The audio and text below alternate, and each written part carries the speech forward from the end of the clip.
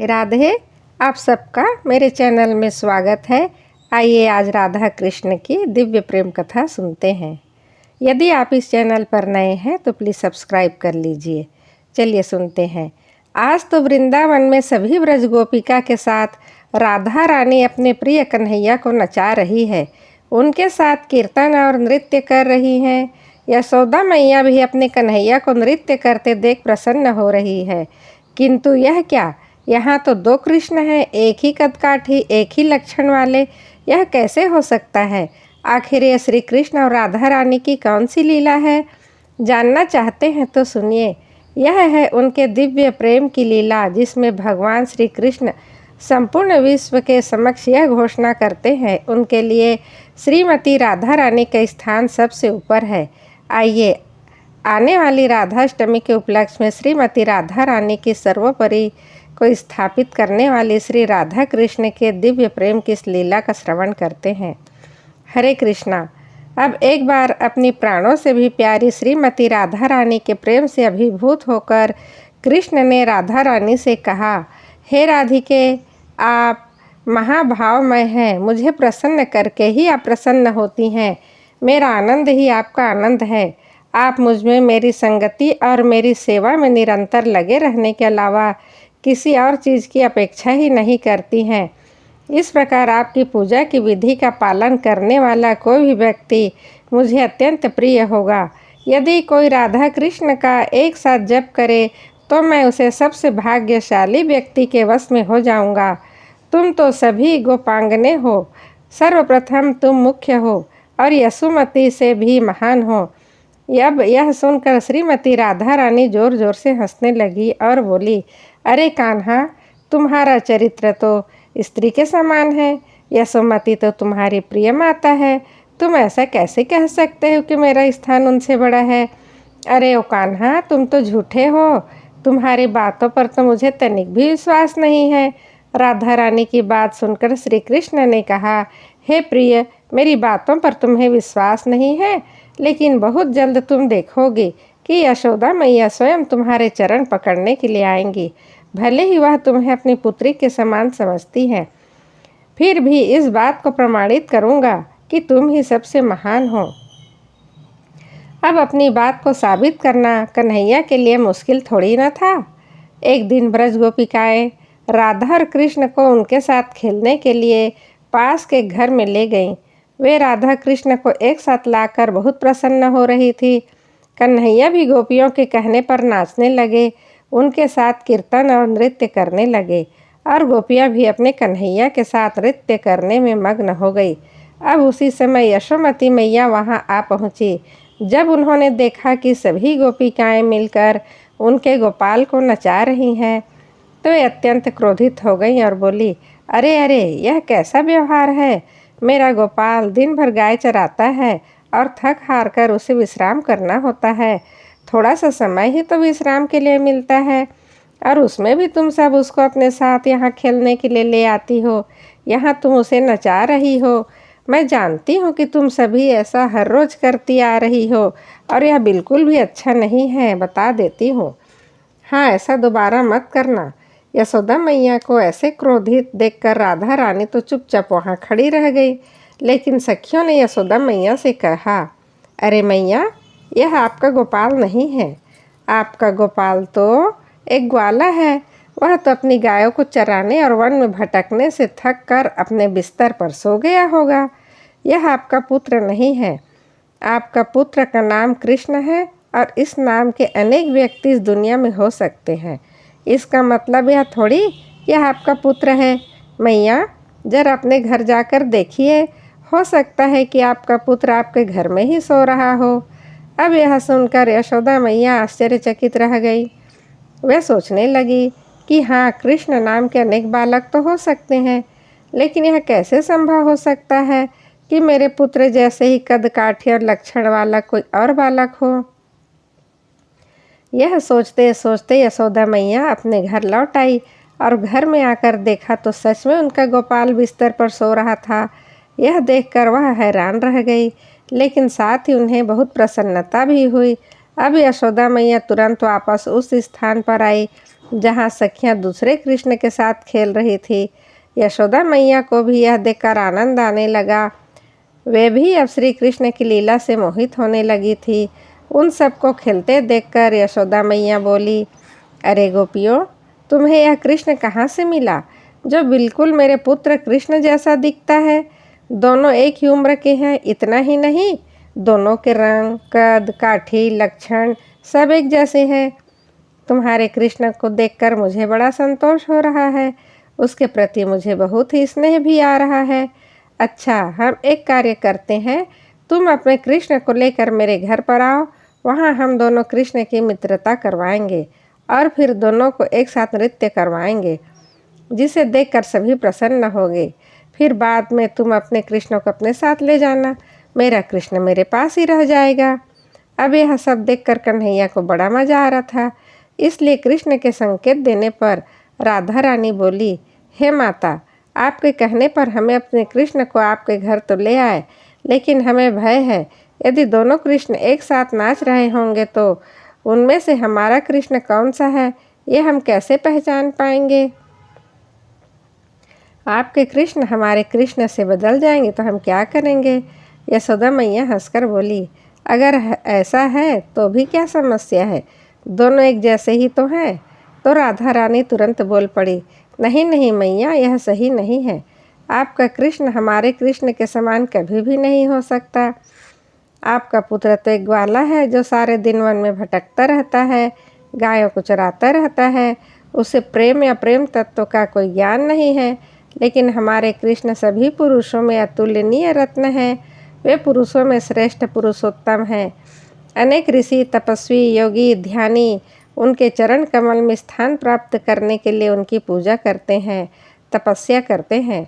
हमारे कृष्ण ने तो अनेक महान राक्षसों को मौत के घाट भी उतारा है।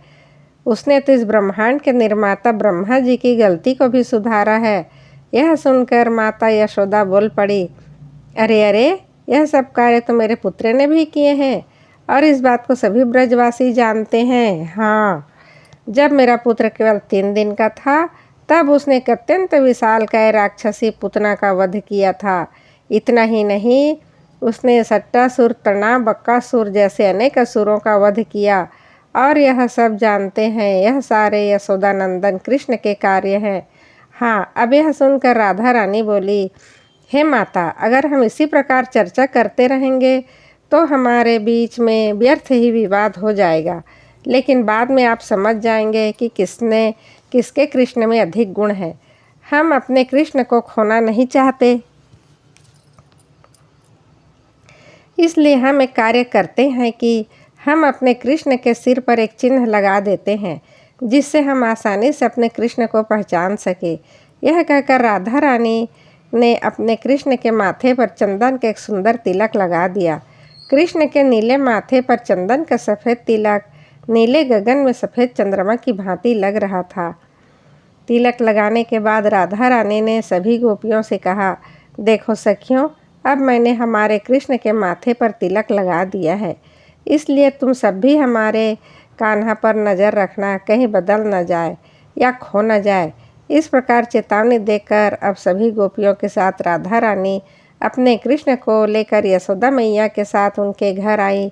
घर आकर यशोदा मैया ने उनके कृष्ण को जगाया, अपने कृष्ण को दूसरे कृष्ण से मिलवाया और मित्रता करवाई।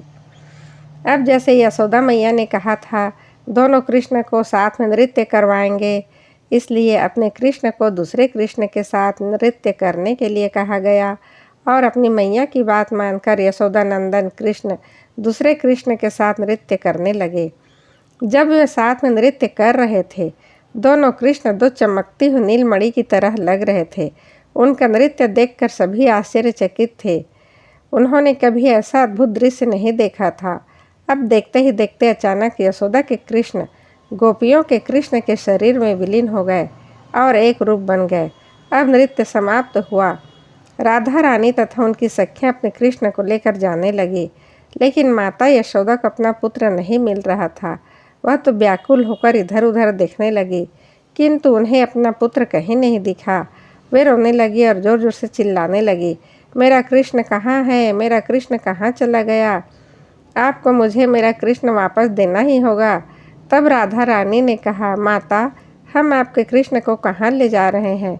हमारा जीवन और आत्मा तो यह हमारे कृष्ण है, यह आपके पुत्र थोड़ी ना है। देखिए, हमारे कृष्ण के माथे पर वही चंदन का तिलक है जिसे मैंने अपने हाथों से लगाया था। माता यशोदा ने देखा और फिर रोती हुई बोलने लगी, तुम सबने ही मेरे कृष्ण को छुपा दिया है, यह तुम्हारी चाल है। राधा, तू बहुत चतुर हो। राधा रानी ने कहा, नहीं नहीं माता, यह प्रांगण तो चारों ओर दीवारों से घिरा हुआ है। दोनों कृष्ण यही नृत्य कर रहे थे। ऐसे में हम आपके कृष्ण को कैसे छुपा सकते हैं? हम स्वयं भी यह स्थान छोड़कर नहीं गए। आपका पुत्र ही कहीं चला गया होगा। देखिए जरा, यशोदा मैया अपने पुत्र को खोकर बहुत ही दुखी होने लगी थी और विलाप करती हुई बोली। दया भरी वाणी से अब कहने लगी, देखो राधा, मेरे 5 या 7 बच्चे नहीं हैं, मेरा केवल एक ही पुत्र है। वही अपने माता पिता के लिए सुख की संपत्ति है, वही हमारा सहारा है। हे राधे, मेरे प्राण मेरे शरीर से निकले जा रहे हैं, कृपया मुझे मेरा पुत्र कृष्ण लौटा दो। आज से मैं तुम्हारी दासी बनकर रहूंगी, मेरा पुत्र मुझे लौटा दो।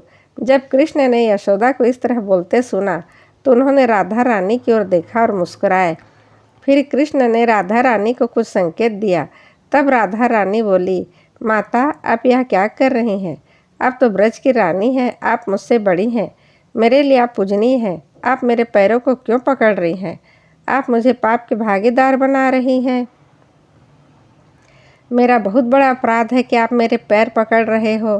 कृपया आप मुझसे ऐसे कटु वचन ना कहें। माता यशोदा रोती भी लगती हुई राधा जी से एक ही बात बोली जा रही थी, कृपया मेरे पुत्र को शीघ्र वापस ले आओ और तभी तुम्हारे सभी अपराध से तुम मुक्त हो पाओगी। राधा रानी भी अब व्याकुल होते हुए कहने लगी, किंतु माता, मैं आपके पुत्र को कहाँ से लाऊं?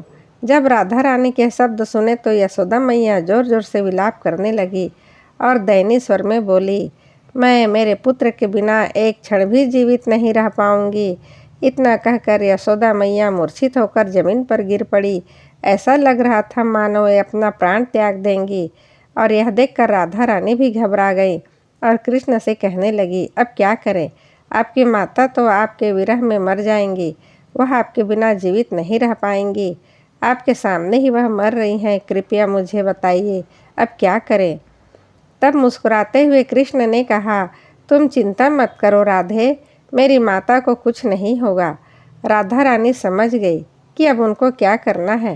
वे तुरंत ही यशोदा माता के पास गई और उनके कान में कहा, हे कृष्ण की माता यशोदा, उठिए, आपका पुत्र कृष्ण वापस आ गया है। और इस प्रकार जैसे ही कृष्ण के नाम के यह मधुर शब्द यशोदा मैया के कानों में पड़े, वे तुरंत ही उठ खड़ी हुई और बोली, कहाँ है मेरा पुत्र कृष्ण? तब राधा रानी ने उत्तर दिया, माता, आपके पुत्र हमारे कृष्ण के साथ नृत्य करते करते थक गए थे और इसलिए वे अपने शयन कक्ष में चले गए हैं और वहां जाकर वे थक कर सो गए। यशोदा को पूर्ण विश्वास था कि राधा रानी कभी झूठ नहीं बोल सकती। वे तुरंत ही दौड़ती हुई कृष्ण के शयन कक्ष में गई। वहां अपने कृष्ण को देखा जो सच में सैया पर विश्राम कर रहा था। उसे देखकर अत्यंत प्रसन्न हो गई। नंद रानी यशोदा मातृत्व की बरखा करती हुई अपने पुत्र को स्नेह से गले लगाकर बार बार चूमने लगी। यशोदा माता को अपना पुत्र वापस मिल गया, जिससे वह अत्यंत प्रसन्न हो गई। उनको प्रसन्न देखकर अब सभी सखियां भी अपने अपने घर चली गई। इस प्रकार अपनी लीला से कन्हैया ने अपनी राधा रानी की महानता को साबित किया। अब इस प्रकार अपने कृष्ण की लीला को देखकर राधा रानी की आंखों में भी प्रेम के अश्रु निकल आए। वे समझ गई उनके कृष्ण उनसे कितना प्रेम करते हैं और वे बहुत प्रसन्न हो गई, क्योंकि श्री कृष्ण ने राधा रानी को सबसे श्रेष्ठ स्थान प्रदान किया था। तो यही दिव्य प्रेम की सही परिभाषा है, जो कि स्वयं श्री राधा कृष्ण है। उनके दिव्य संबंध को हम अपनी भौतिक बुद्धि द्वारा कभी नहीं समझ सकते और न ही उसे समझने का प्रयास करना चाहिए। हमें मात्र श्रीमती राधा रानी के चरण कमलों का आश्रय लेना चाहिए और उनसे कृष्ण की भक्ति की भिक्षा मांगनी चाहिए। उनके चरण चिन्हों का अनुसरण करते हुए सदैव भगवान श्री कृष्ण की भक्तिमय सेवा में संलग्न रहना चाहिए। इसी के माध्यम से हम राधा रानी की विशेष कृपा और उनकी कृपा के माध्यम से परम भगवान श्री कृष्ण की शुद्ध प्रेमा भक्ति प्राप्त कर सकते हैं। और हमें आशा है कि आपको दिव्य श्रीमती राधा रानी और श्री कृष्ण के दिव्य प्रेम की यह कथा अच्छी लगी होगी। आने वाले समय में ऐसे ही सुंदर कथाओं को सुनते रहने के लिए आपको अपने इस चैनल को बिना भूले सब्सक्राइब ज़रूर कर लीजिएगा। और हाँ, अगर आप चाहते हैं इन सुंदर प्रमाणभूत भौतिक कथाओं के माध्यम से हमारे सनातन वैदिक धर्म का और अधिक प्रचार होना चाहिए, तो इन कथाओं को सबको सुनाइए। श्रीमती राधा रानी से यही प्रार्थना करते हैं वे हमें श्री कृष्ण की शुद्ध भक्तिमय सेवा प्रदान करें। हम सदैव उनके चरण कमलों को अपने हृदय में धारण करते रहें। हरे कृष्णा हरे कृष्णा